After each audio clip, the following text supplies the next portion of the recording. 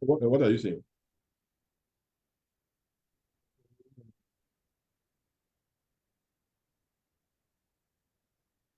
Oh, We're live now. We're live. okay, so let me record to. All right, you're welcome. Welcome to those of you on Facebook. Welcome to those of you with us directly in Zoom. We are glad you're here, and I'm glad to be here myself, or we are glad to be here. Let's just pray. Father, we want to thank you for today's meeting. Thank you for making it possible. Thank you for everyone that is here now and those who will join, and even those who will watch the recording. Lord, we pray that you use this to heal our marriages, to prepare those who are yet to get married, and Lord, to equip us to be the best that we can be, to the glory of your name. In Jesus' name we pray. Amen. And amen. Amen. Right, so thank you everyone for coming. Thanks for joining us. This is a chat with exceptional couples. We are we are continuing our discussion from last month, from last year also, on the topic from our journey from struggles to strength. We will be sharing with you our own experience. Our experience is not of people who have arrived, but like we say, it's a journey. This is how far we've gone.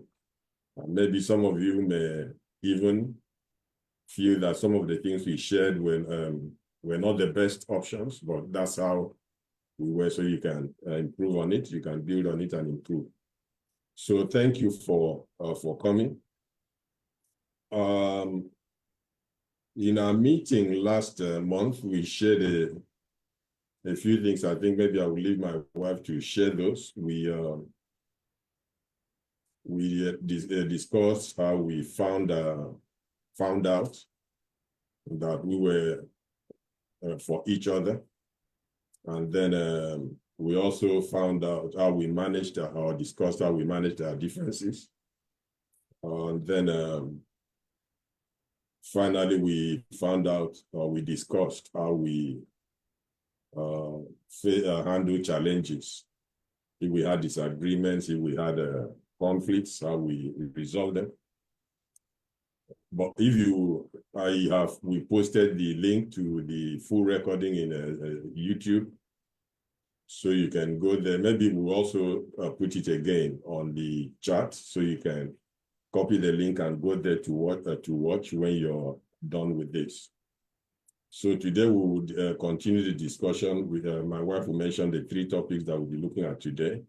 And if there are some things that some areas you feel we need to mention, how we handle it, then maybe you can just put it on the chat and then we will respond to it. So I will hand over to my wife to also give her opening remarks, and then we'll delve into what we have for today. Thank you for coming. Happy New Year. Lest I forget. Yes. Good evening, everyone, and Happy New Year. Welcome to another year, and we thank God for his mercies and how far he has brought us. And most especially, welcome to Chat with Exceptional Couples. Yes, we started sharing our experience in the last session we had. And like my husband said, so you can know how far God has brought us. There's some things that I know will add value to you. And marriage, we said, is not one thing fits all, as it were. There are certain things that is not one thing fits all, So they're basically principles that you adapt to see how it suits your own family, your own marriage. So we're glad to have you here, and we trust God that as we get along today, yes, you will be able to learn quite a lot to add to what you already know. So you're welcome.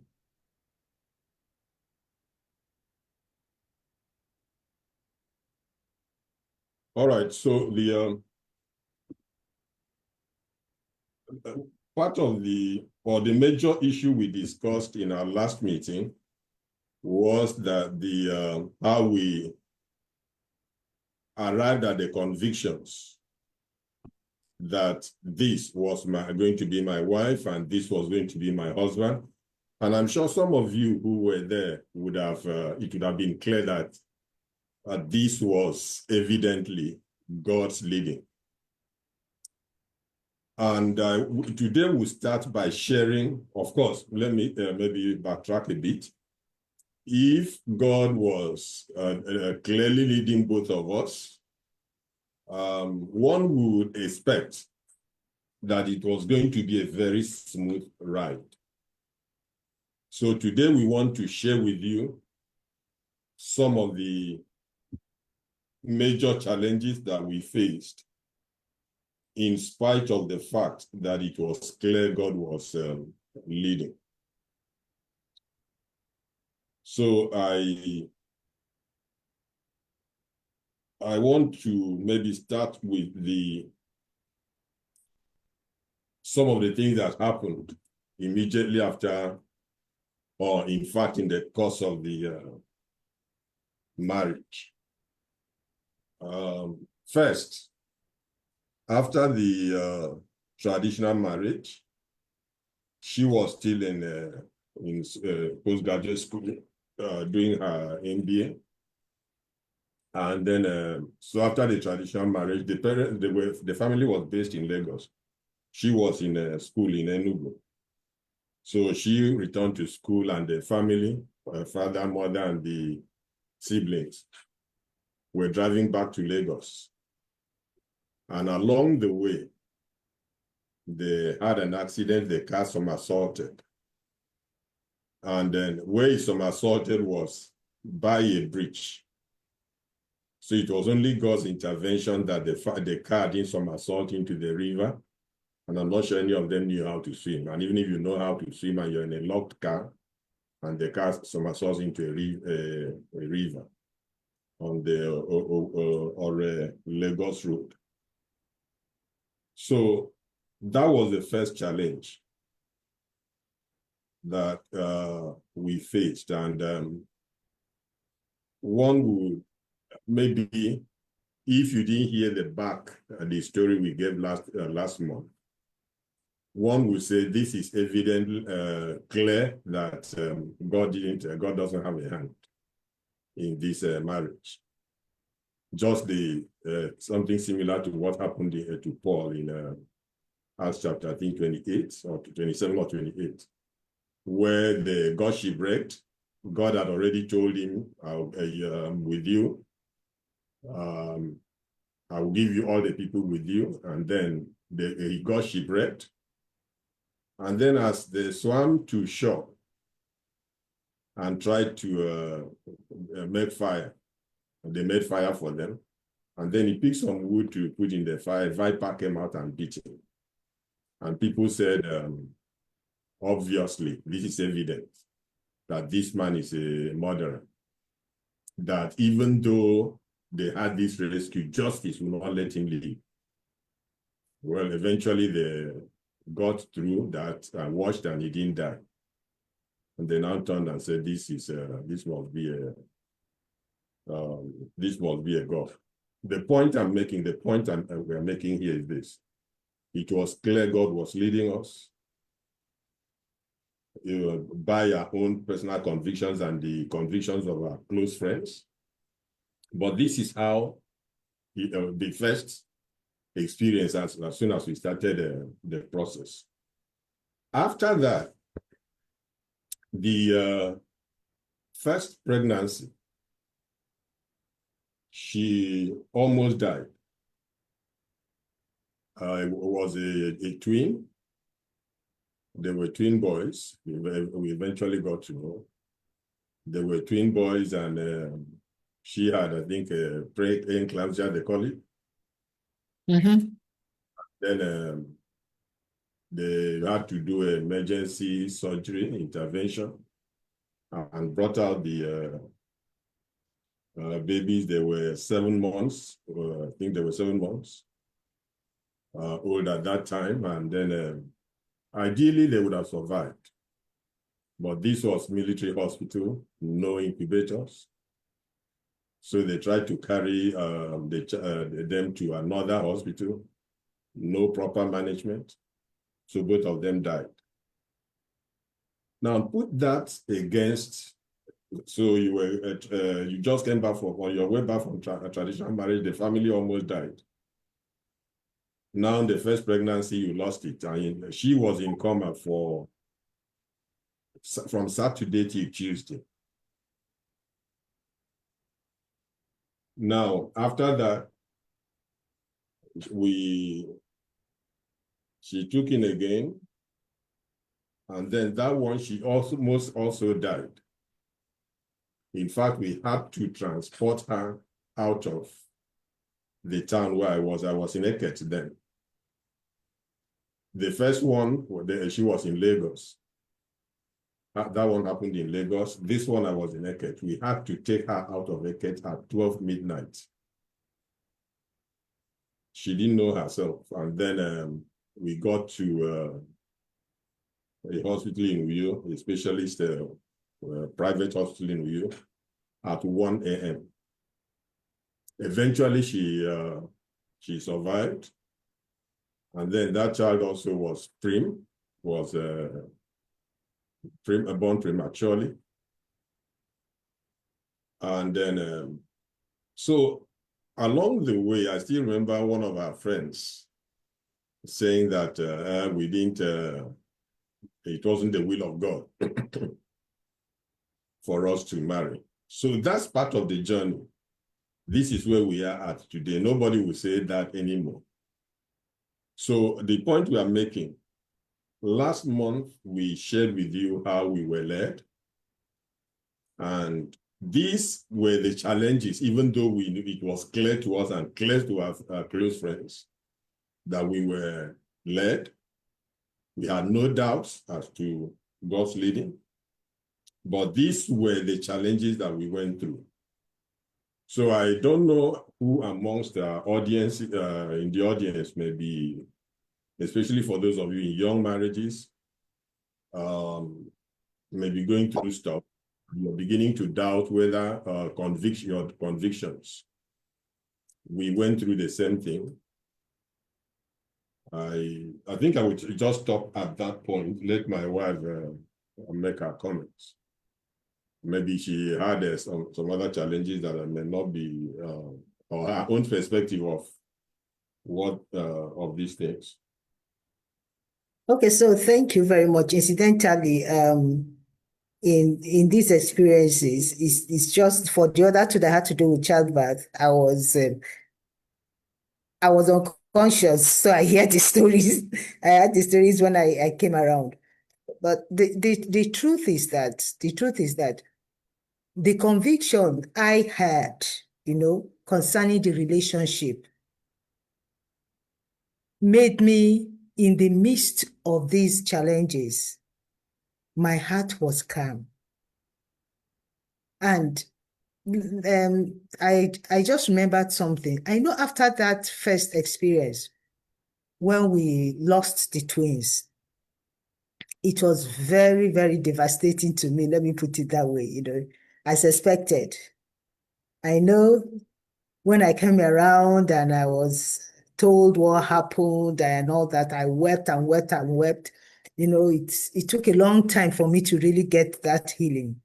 But I could remember one day I was crying over it. And again, still that God has not spoken to me in an audible voice before, but there is a still, well, I call it still small voice or strong impression that comes on me. And I know that this is God, the same way I had that conviction about our relationship. So one of those days that I was crying about it, I remember I wrote it down in a book, in one of my books, God telling me that, okay, you will have it's fair. Okay, no, it went something like this. You desire a boy for your first birth, for your first delivery. You're going to have a son as um, you're going to have a son as your anniversary gift. That was it. That was going to have a son as my anniversary gift. That was after we lost the twins. So I wrote it down somewhere. And of course, after it was a CS, and so I was not supposed to, I was advised not to get pregnant until after a year. But somehow, before the 1 year elapsed, I took in, and from the month I took in and had the baby, our anniversary was August 19th. August 19th it is our wedding anniversary. So from the time I took in to 9 months who have been around October, thereabout, October. So, well, I had God's promise.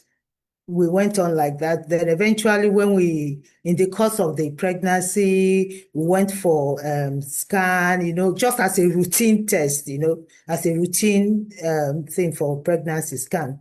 So the gender of the baby was confirmed to be a boy. My mind went back to what I felt, what God told me.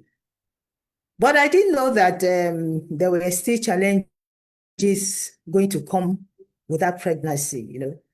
So eventually, with the challenges my husband mentioned, and in fact, in the hospital, one of the nurses, no, one of the nurses, the sister nurse that took care of me, when I became conscious, I was asking her questions. My first question was, where am I? She looked at me and said I should just calm down. So I said, no, I want to know where I am. She just said I should calm. Then later on, she now told me that I'm the present day Lazarus. That was her words, that I'm the present day Lazarus. So I was asking her what happened. So she told me that at the point that I was gasping, and then the hospital they took me to was a Christian hospital. So the nurses, a number of them were Christians, so they gathered around and they were praying. That's what she told me until I came back. I came around again. Of course, the doctor was there. So that eventually led to my having the baby preterm. That means premature. And the baby came on the August 16th. That's our first son now, Elias Achimde. Okay, he came August 16th, and our wedding anniversary was August 19th. So when that happened again, I got encouraged. Even in the midst of other things that were happening, I got encouraged that God is faithful in the midst of those challenges. Months back, before I took in, he told me you have a son as your wedding anniversary.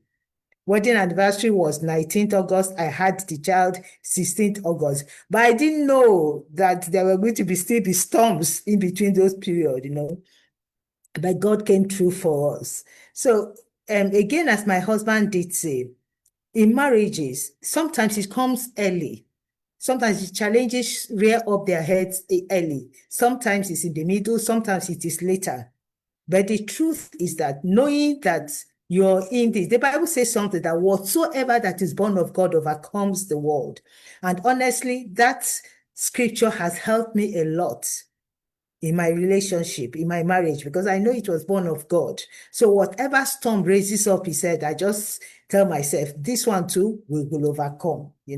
So let's just be encouraged. I don't know what stage in life that we are, what the different stages we may be, but the truth is this: if you know that God is in it, you can trust him to see you through. Just follow the process. It works. You can trust him to see you through.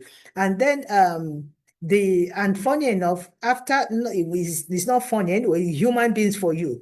After the experience of the accident that I almost lost the family and all that, but as God will have it, it was just minor scratches they had after that.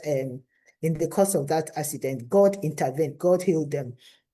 But I could remember somebody very, very close to a family member told her that it cannot be She doesn't think that this thing is God because we had an accident and again I lost my first pregnancy, and all that. Well, that's her at her own level.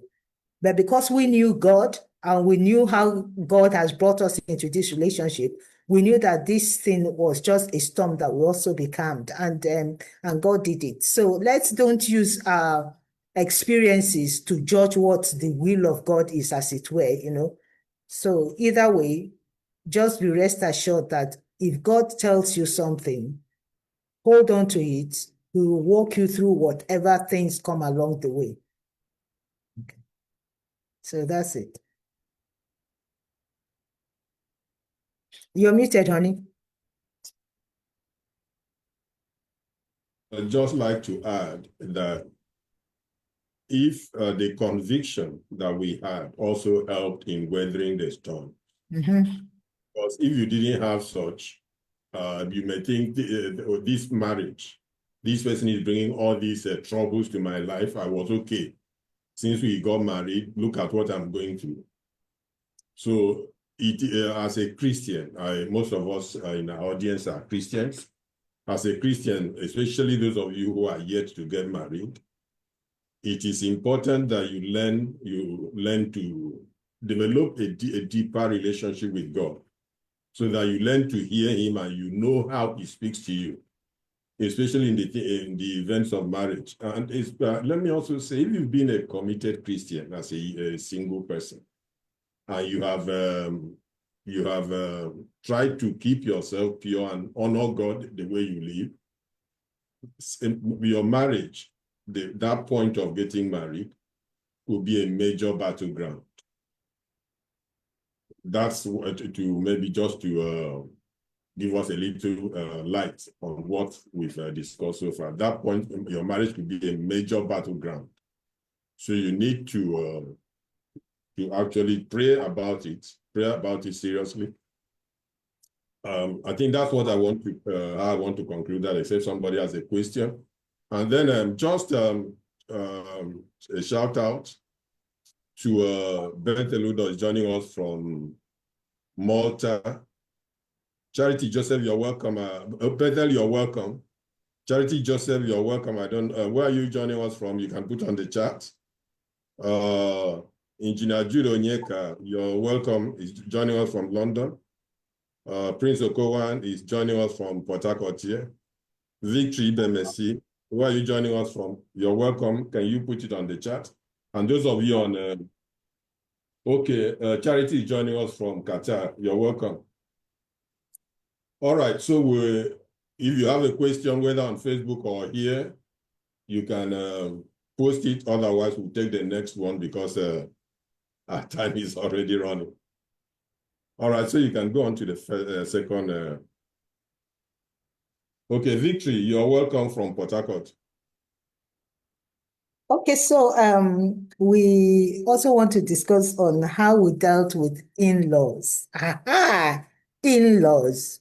Let me just say this. While I was in the university, I had a roommate. Incidentally, she was the only child of the mother, and well, let me say this, she wasn't born again. So she wasn't born again. So one day she said that she doesn't want to have a mother-in-law. So I was like, I didn't really understand the implication of what she meant, that she doesn't want to have a mother-in-law, So it was later when I thought over it, I said, oh, what this lady means is whoever she's going to marry, the mother should be dead before she marries the man. And I was like, wow. So assuming she had brothers, and then the brother wants to marry, said, I don't want to have a mother-in-law. That means her mother should die before the brother marries. So, I mean, that sounded very, very weird to me. But the thing is that I'm sure we all know there's been this dreaded thing about mother-in-laws. And some people go into marriage having that in their mind, even as Christians, they go in poised for war with their mother-in-law. Now, let me tell you my own experience. So, I'm Igbo. My mother-in-law is from Cross River. Okay. So, I naturally had anticipated that there's going to be some maneuvers, let me put it that way. So that was already settled in my mind, that there are going to be some maneuvers, not war, because I wasn't ready for war. And I didn't think I should be at war with my mother-in-law. I have brothers, and I don't expect their wives to be at war with my husband, sorry, with my mother. So I could remember the first day we went to see my mother-in-law. That's my husband went to introduce her to me.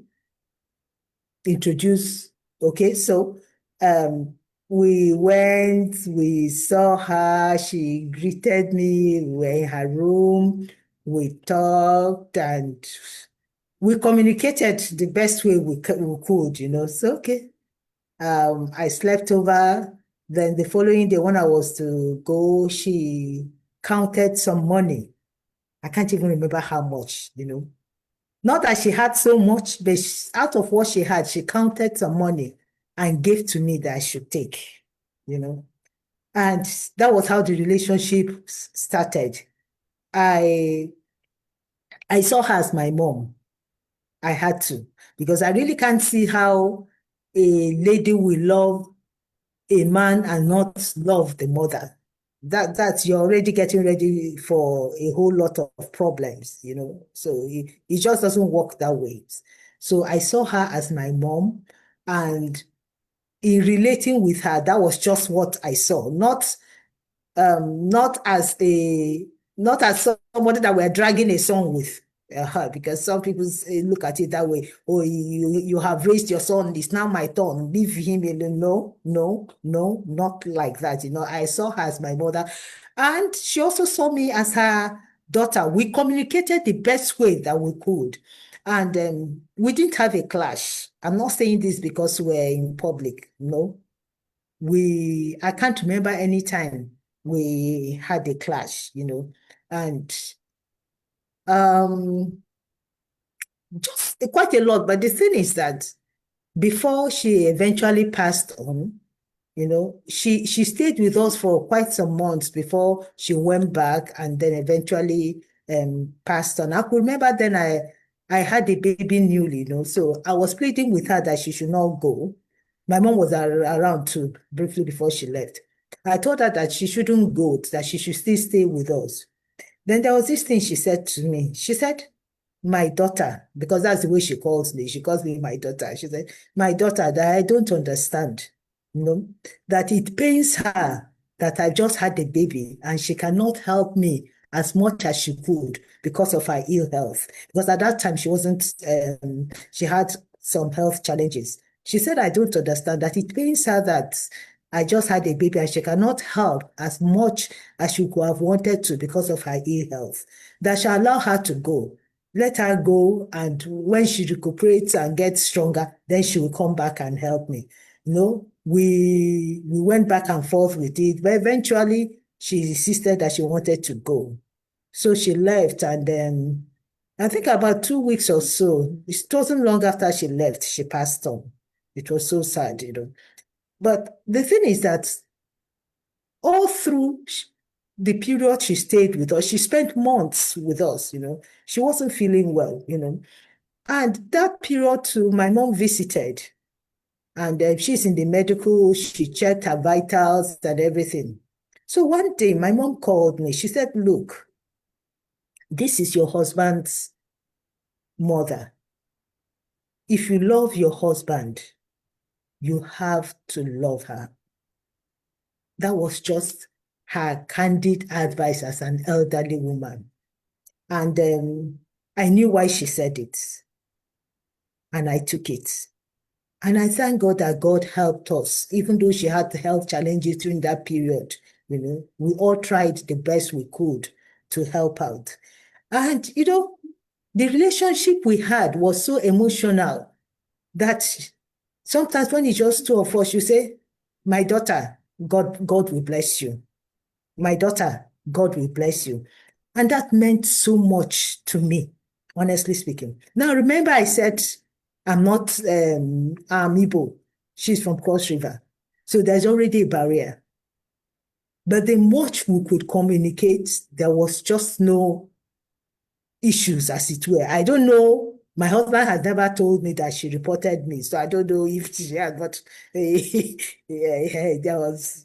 never had that, you know. So that was my mother-in-law, okay? And we could sit and gist. And there are certain things she told me that I didn't get to hear from my husband. Some of them I had to go back to him to ask him questions on it.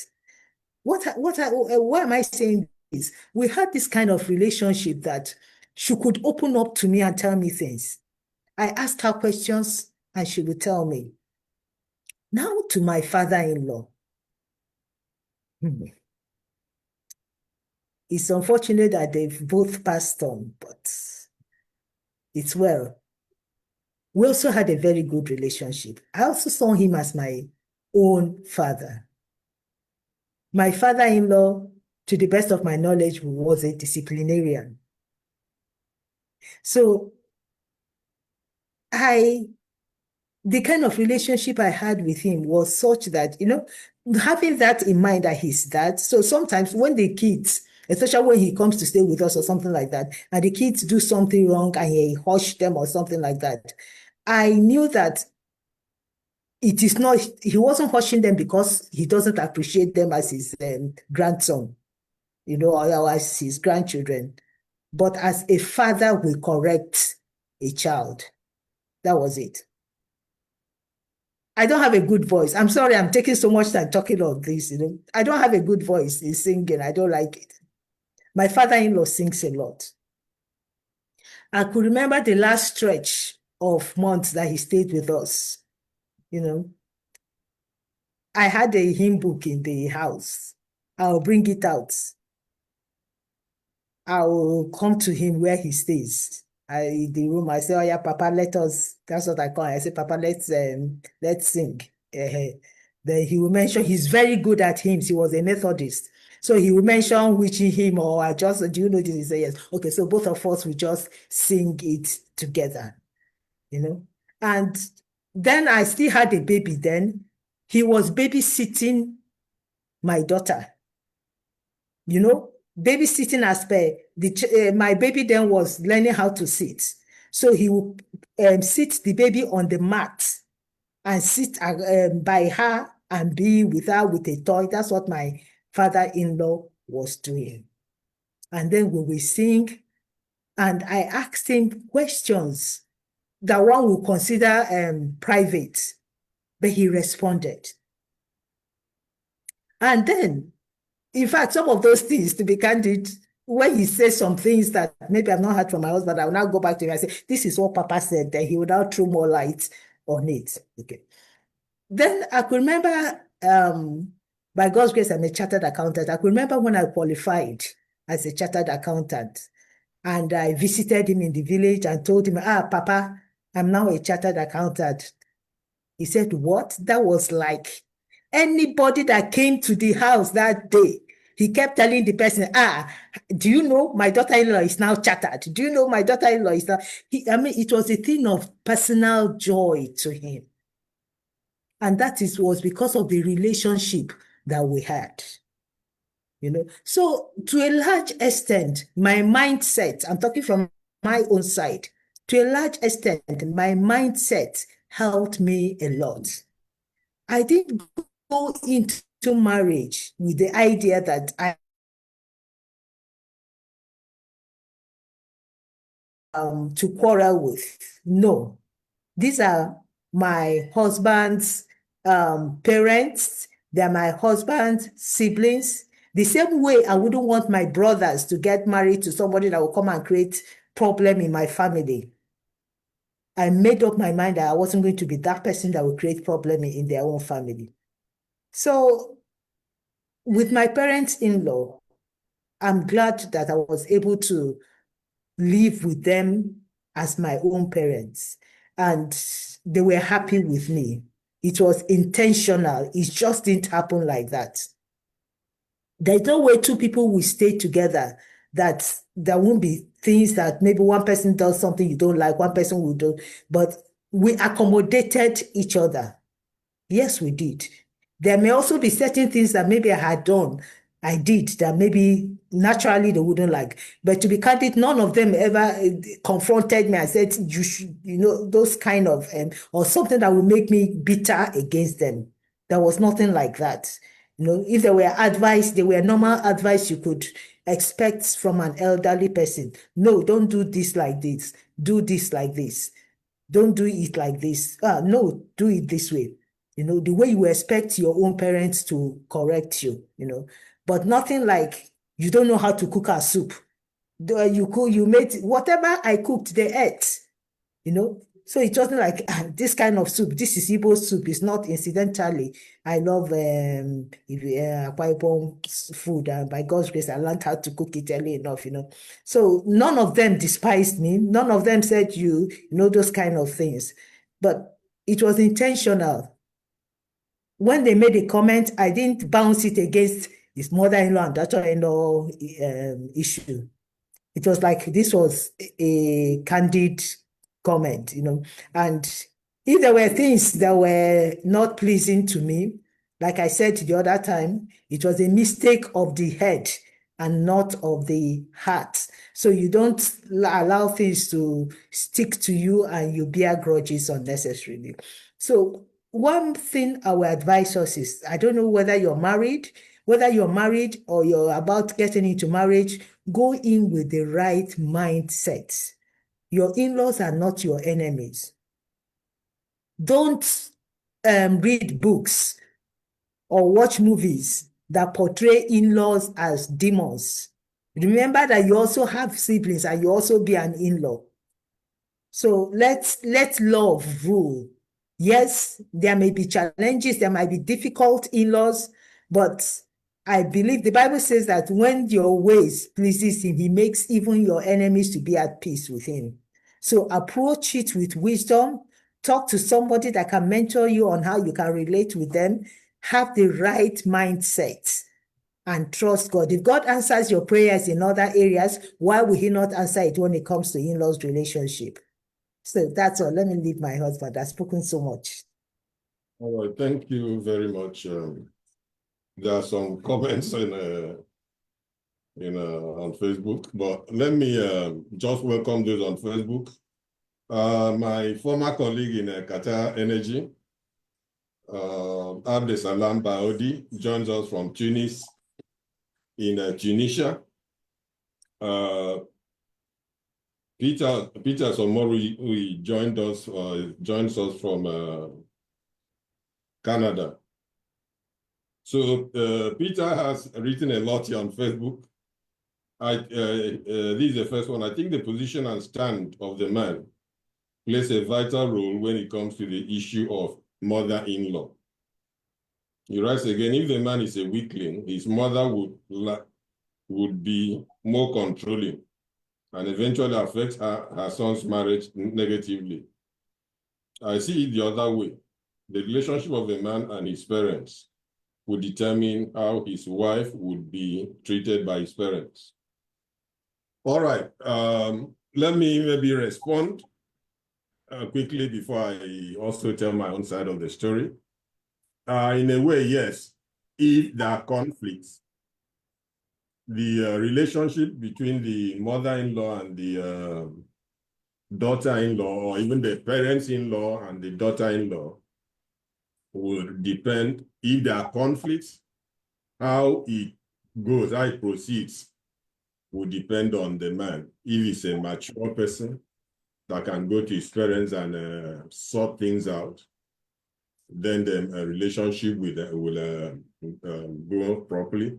But if it's what Peter calls a weakling, in other words, it's not able to, let me use the word confront, in quotes, confront his parents, then they can ride roughshod on the family and then destroy the marriage. Incidentally, we've had experiences of such, not in our marriage, But in talking with people, some trying to counsel, we've seen parents, in most cases, the parent, mother-in-law,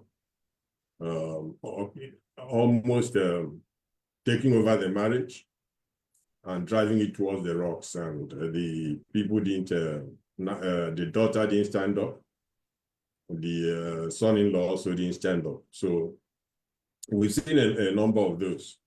But in our case, well, I had never had opportunity to talk to my mom or to my dad about our relationship or the intervention or the interaction with my wife. We never had to. And I would give my wife, a lot of credit for how the relationship went. Because like she said, my mom was with us for about a year and she wasn't well. And to be candid with you, that is the longest my mother ever lived with any of us that got married, whether male or female. We were many, I think she had 8 of us alive. At some point, we were, I think 5. No, I think we were 7. Okay, 2 girls.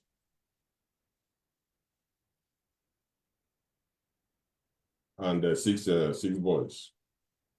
So I've seen all my older ones. I'm the 4th.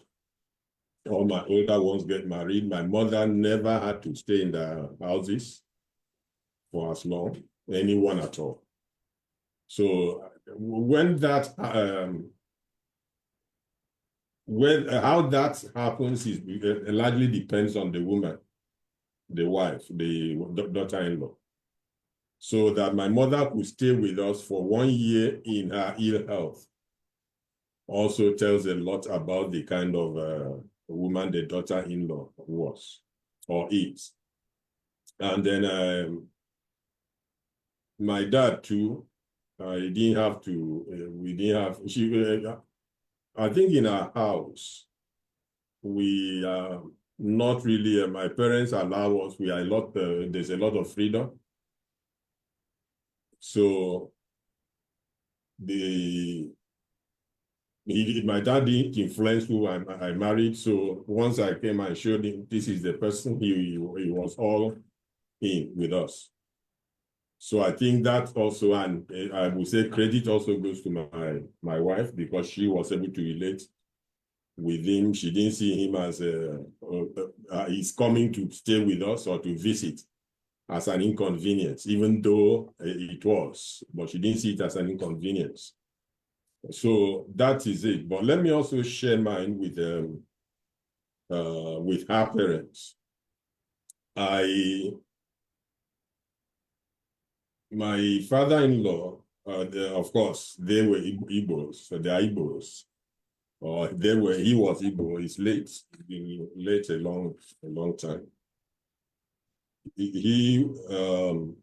I'm Akwa Ibom. So initially, like my wife had said before, she's the first daughter. And then he had told her when she was, mentioned it when she was younger, a child, that if she brings, if his daughter says he wants to marry somebody outside Igbo land, he will reject or he disown the child. But eventually we got married. And then he didn't stay long, but we started developing a relationship. One of the things I really remember after we got married, he was ill. I think shortly after we got married, he was ill. And I remember when my wife, the first pregnancy that we had issues, when I got to Lagos, I think he was the only one at home early in the morning, and the others were with her in the hospital. So while waiting, and it was morning, there was nobody. And my usual this thing that I would do in my house, I brought a broom and I started sweeping the sitting room. When he saw me, he was alarmed. He said, no, I shouldn't sweep. I shouldn't do that. I said, no, sir, why? So what when I looked back at that, to him, he felt it wasn't right for his son-in-law to be sweeping the house when there was nobody at home. But there are other people who actually think why you don't even do something that they think is maybe you think is demeaning. Sweeping your house is nothing special, but he felt it wasn't okay for me to do that. So that was the relationship, the one I want to share. But there's another one. I'm not sure. I'm sure she's hearing this maybe for the first time. And then the other one was, he was ill. I think this was 98. We'd gone to Lagos for an event. And then my wife was there in Lagos that time. So we had to take time in the night to pray with him. And he agreed. He joined us, we prayed. And later I heard that he's recovered. He started improving very remarkably. And then after a while, relapsed and then didn't eventually die because of that. So that was it. Once we got married, he accepted me. And he didn't live long enough for us to, I wish he had lived long enough for us to actually have a relationship. But the mother is still alive. She will be 80 in March 13th. And I will show you a note she sent me, I think on my birthday last December. She said, I'm her best son-in-law. We've related like of course, since my mother passed, I wish my mother had stayed to also see how far we've come. But since my mother passed, I saw her as also my mother. And when we were outside, we made arrangement for her to come stay with us. In fact, virtually every time we had a baby, she came and stayed with us. So when we were outside also, we used to bring her out to stay with us, and she was happy. To tell you how the relationship is, when I was working in Lagos for some time, I think for about 2 years. I stayed with her. My family was in Port Harcourt. I stayed with her for all that period. So that should tell you the extent of our relationship. But let me tell you I can extend that to all the members of the family. And I want to give you what's the secret behind this for me. As I mentioned in our first discussion, my wife's family is very closely knit. Very closely knit. And when I was coming in, I noticed it. And I knew that there were two options. One is to try to break her free from that relationship. And maybe, which is what some people do. I try to isolate her. You won't let the family come in and you won't let her talk. Usually that brings stress. It brings marital problems start from there. So the other option which I decided to take was to try to get into that close relationship. Let me say, to admit myself into that close relationship with the rest of the family. And it has worked. And it has worked.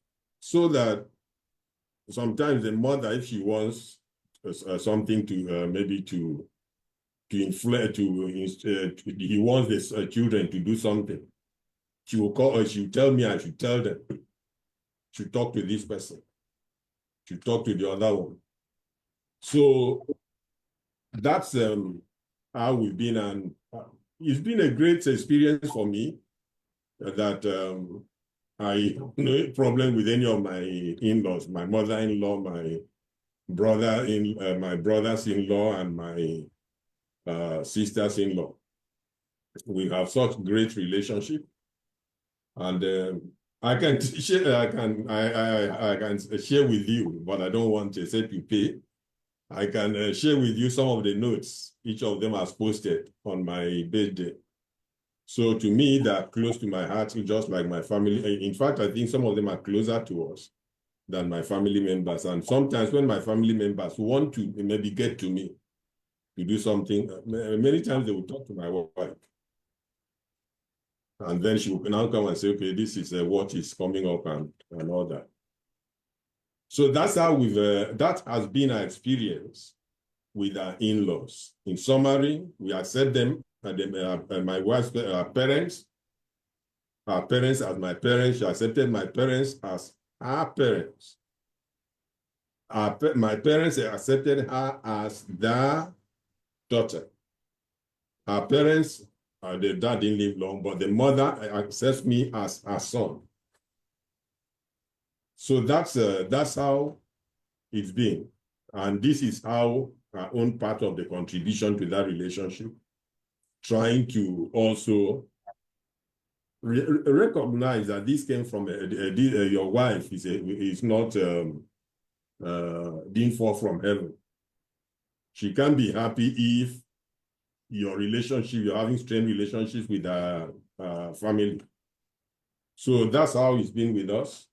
I don't know if let me check on Facebook if there's a question or comment. All right, I think we can go to the last one. Our time is almost up.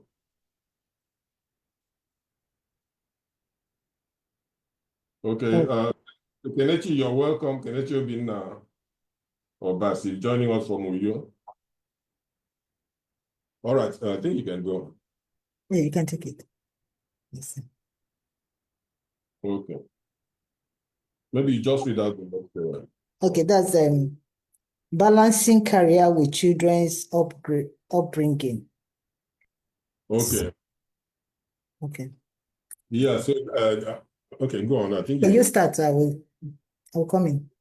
So as you can see, both of us are career people.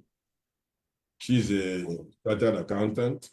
I'm a mechanical engineer, although much of my professional life has been project management, cost and planning. This is what we've done. For most of our, when we started having children, which it was almost like from day one, when we met, when we got married, she was with Akintola Williams, Deloitte now. And then after that, and I was in Eket. After the disaster we mentioned, the first, we lost that this thing because of the impact. She decided to leave the job and come and meet me in Eket.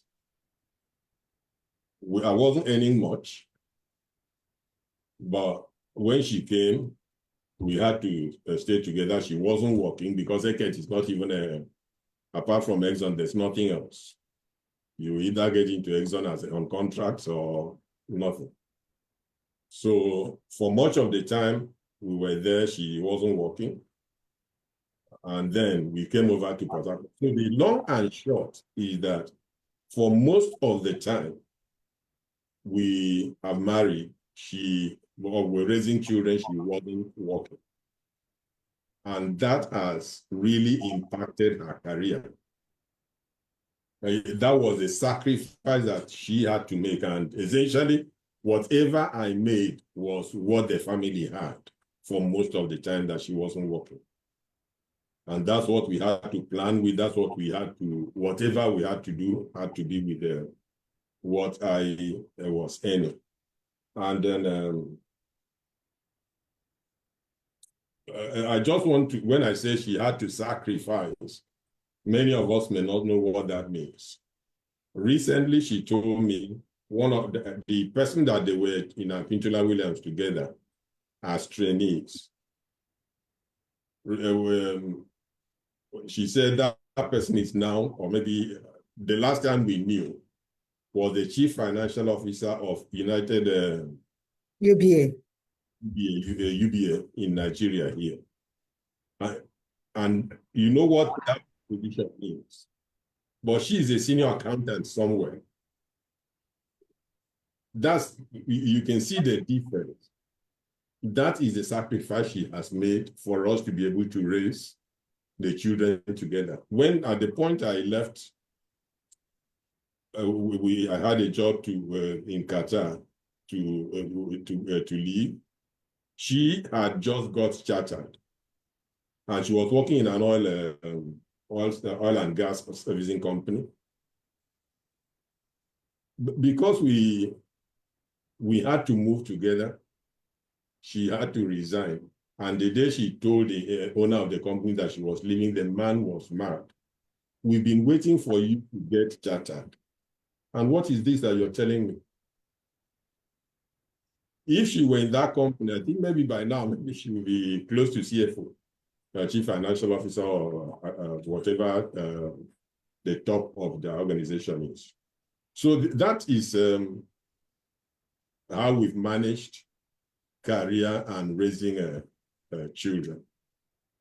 She's had to largely focus on the children, sacrifice her own careers, and we made do with whatever I was able to earn. I think I will just leave it at that for you to continue.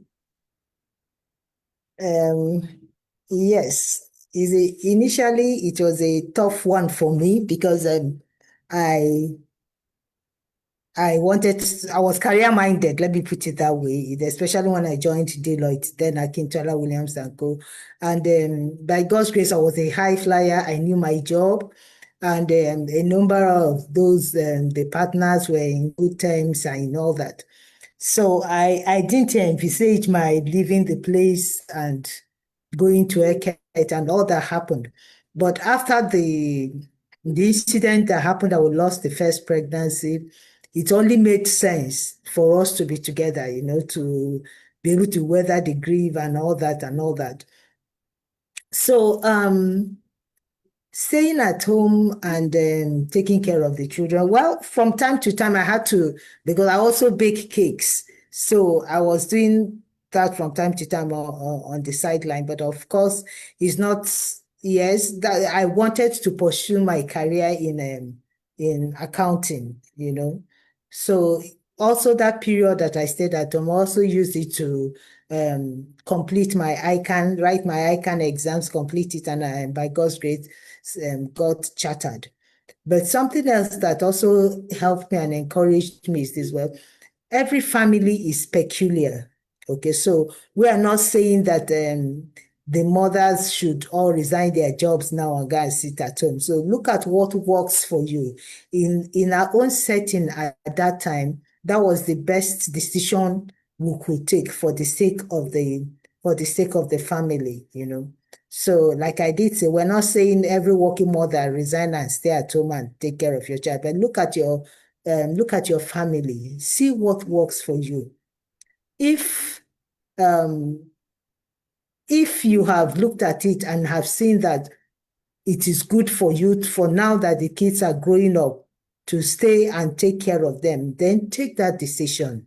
If you have another way out, then toe that line, But what I say is that don't look at it as if it's not something that should be taken grudgingly. If the need is there for you to take that decision, it's not something for you to look at grudgingly. You should look at it as a sacrifice that is worth it. That's it. Look at it as a sacrifice that is worth it. As a human being, once in a while, I just say, oh, if I was still there, I would have. But then that is human beings thinking. I just bring back my own thinking down to myself. I say, well, that's gone. Thank God at that particular time, that was the best thing for us to do. And like where I work now, I have some young mothers, and I just see the stress they go through, and I feel for them. I see the stress they go through and I feel for them. So again, I said it's not, you can be a working class lady and still have your family, but do what works for you. Do not sacrifice your family for your career. That doesn't make sense. So however you can strike the balance is something both of you should discuss and agree on. And again, he didn't impose it on me. So it's something that we agreed to do. So it's not because I've had some people struggle with this. They want to work, and they said that my husband said I should not work, and there's an issue in the family. That's not how it should be. It should be a mutual agreement. So whatever works for your family, go for it. But nothing should be sacrificed. The family should not be sacrificed for anything. So that's basically the bottom line of what we're saying. All right. So let me welcome Lottie Atinze. Okay, he's joining us from Abuja. You're welcome, Lottie. And Peter again has put a question here. Do you encourage house helps when both spouses are pursuing their career? And how would that impact the relationship in marriage and children upbringing? So I will leave you to answer that. Okay, so house help. Come in, Sorry? just before you come in, Okay. on Facebook, Oyokunyita is on. Oyokunyita is a lecturer at University of Uyo. I guess he's joining us from Uyo. And then Ndubisi is a pastor here in Port Harcourt in Obibo. So you're all welcome. Go on. Okay, so do I encourage house helps in homes? Again, I want to reiterate that do what works for you. It's not a one size fits all. Look at the condition of your family, look at the relationship between you and your spouse. Look at, permit me to use this word, the weaknesses, if any, of both of you, before you decide on getting a house help, because house helps could actually be house helps. In some cases, there will be house ruins. They will ruin your home for you. In some cases, they will actually be helpers. So it's not a case of one size fits all. Look at, it should be a mutual discussion. Look at the settings of your home, the settings of your family, what would work, what will not work. And both spouses should come to an agreement on it. But the truth is that do not hand over the raising of your children to a third party. Do not delegate it to a third party. So however you want to make the arrangement in your home with the house help in such a way that you do not delegate the raising of the children or the running of your home to the house help. Do that. So that's just the quick response I will give to it. Okay, maybe just to add a short one. Please do your own. She mentioned some of it, but do your risk assessment. What do I mean by risk assessment? Some households may come in with a lot of spiritual baggage, some moral baggage that you will never get to find out before by the time you get to know it, when they have ruined the lives of your children. So these are some of the things that you need to really assess. Like she said, we don't have a one-size-fits-all counsel to give. We also had house help.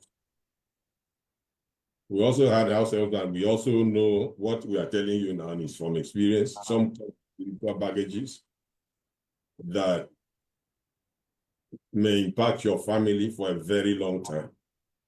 Some come with moral baggages that they can abuse your children and you never get to know. By the time you get to know, it's already too bad.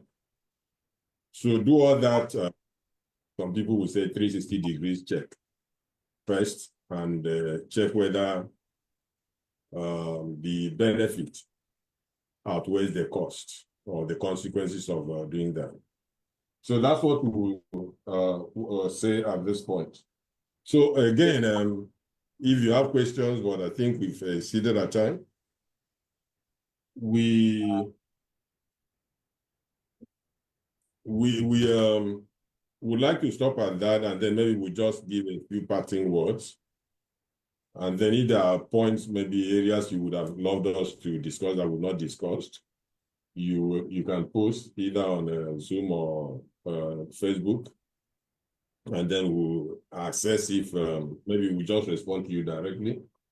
But next, by the grace of God, next month, we'll be bringing in some other people to discuss, but this will be the end of our own discussion. All right, maybe you can just give your final words and then.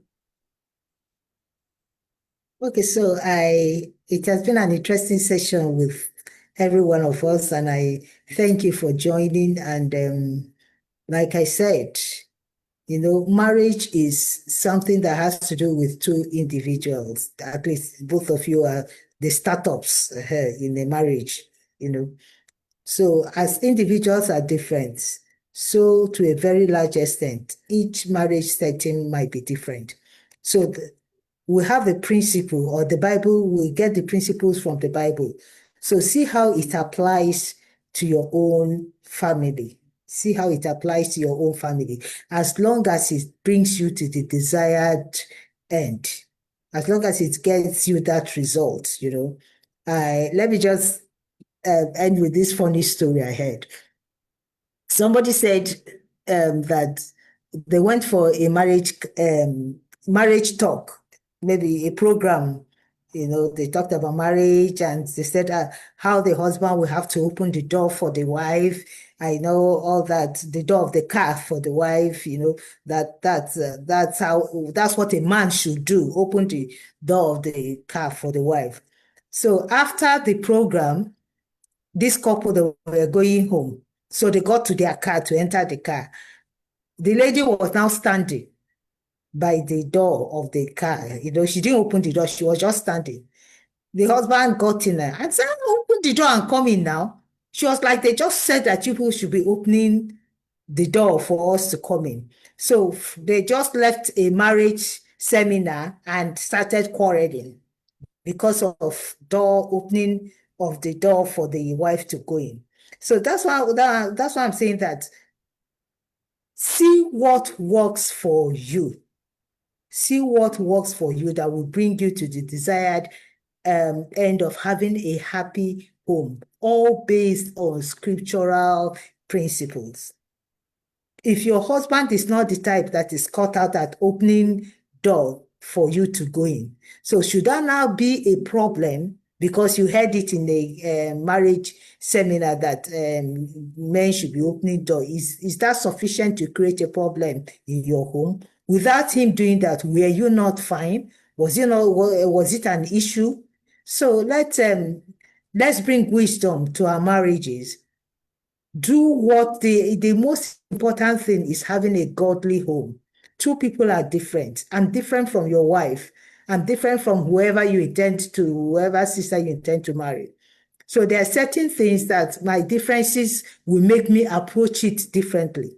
As long as it grants me peace and brings happiness and joy to the family and is based on scriptural principles, I'm fine and good to go.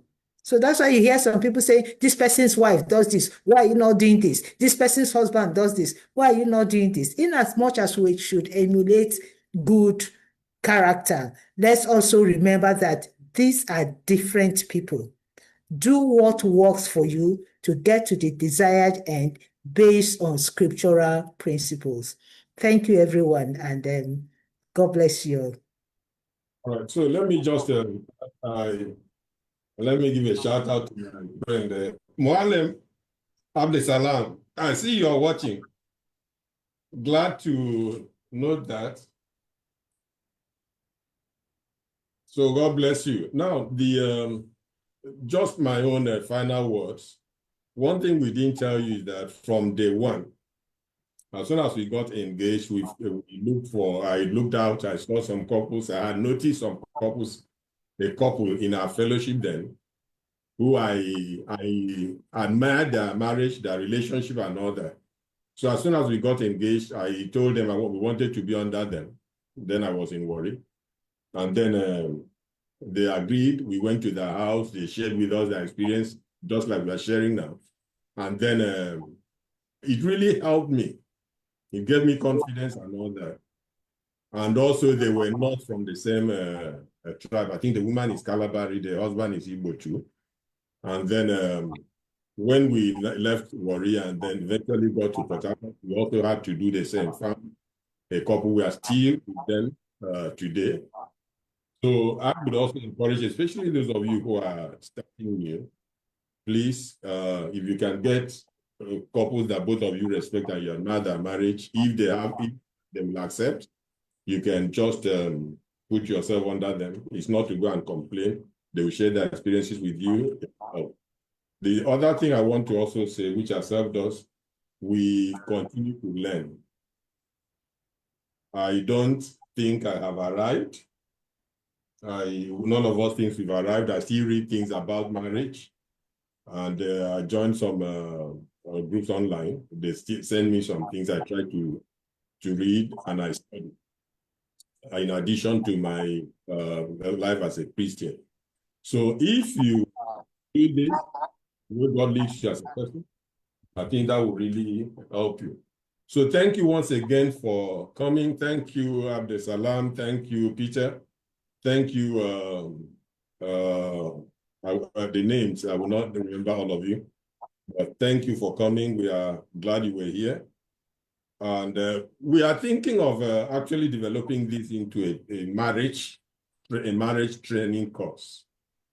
And then if you will be interested in it, you can let us know. So God bless you. See you next month. And then in that session, I think we'll have a different set of couples. Thank you for your time. Do put this to practice. And we look forward to you one day also sitting and sharing your experience and using them to encourage other people. God bless. God bless you. Thank you.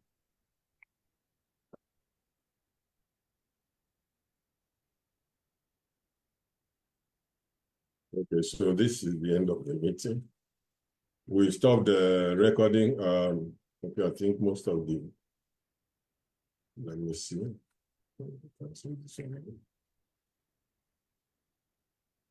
All right, Charity, God bless.